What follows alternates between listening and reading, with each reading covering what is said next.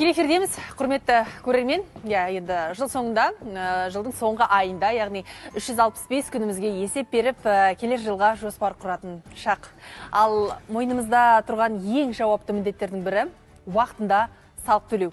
Қазақстандықтар жыл аяғына дейін қандай салық түрлерін төлеп болуы керек, айыппұл мөлшері қанша? Сізге керек ақпараттың бәрін әріптесім тікелей эфирге дәл қазір қосылып айтпақ ниетте. Олай болса, Бауыржан, сен тікелей эфирдесің. Қайырлы таң. Ал ақпаратты өзіңізден естісек дейміз. Бауыржан. Рахмет Алла. Қайырлы таң, қымбатты телекөрермендер.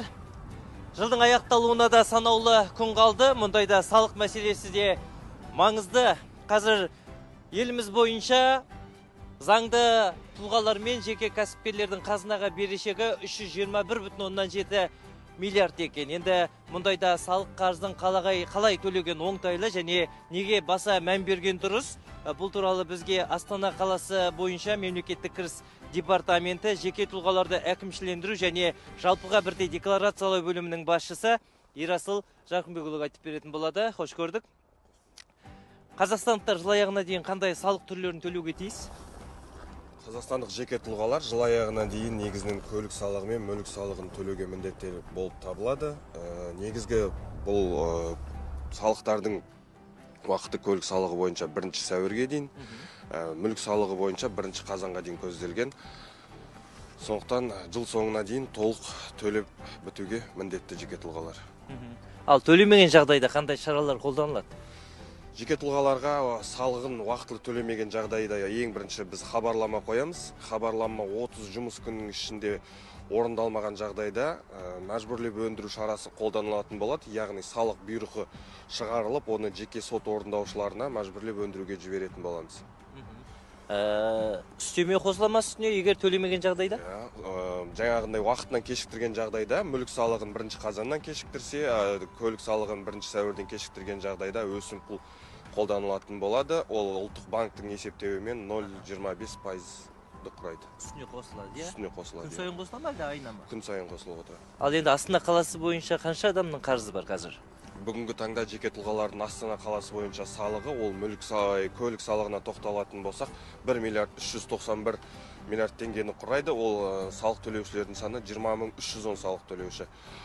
Мүлік салығына келетін болсақ, 23.716 салық төлеуші 262 миллион теңгені бүгінгі күнде өтемей отыр. Жалпы салық қарызын екі жаққа да оңтайлы етіп, қалай өтеуге болады? Көлік салығын, жеке тұлғалардың салығын негізі төлеу қазір жан-жақты қарастырылған. Бұл жерде екінші деңгейлі банктердің барлық қосымшасы арқылы төлеуге де болады. Қолма-қол ақша ретінде Қазпошта мекемесі арқылы төлеуге болады. Сол және де салық азамат деген бізде қосымша бар. Сол қосымша арқылы үйден шықпай-ақ төлеуге болады. Ал енді көбіміз білмейміз ғой, жаңағы қосымшалардан хабарламалар күтіп отырамыз да көп жағдайда. Салық қарызым қашан келеді екен, қанша қарызбын деген. Осыны өзіміз бір тексере аламыз ба? Иә, тексеруге болады. Бұл ретте жаңағындай мемлекеттік кірістер комитетімен е-салық азамат қосымшасы шығарылған.